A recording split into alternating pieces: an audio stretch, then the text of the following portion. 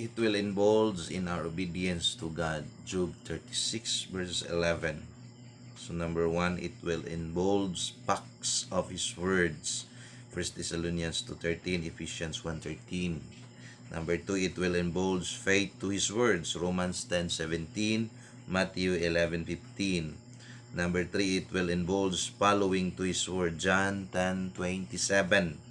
Then number 4, it will involve focus of His works. Hebrews 5 verse 8, Philippians 2 verse number 8. Maoning mga butanga nga makita sa tao nga obedient sa Dios.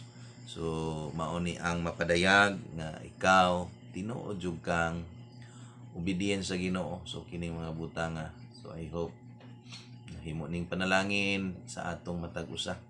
Nindot yun nga makita ang tinuod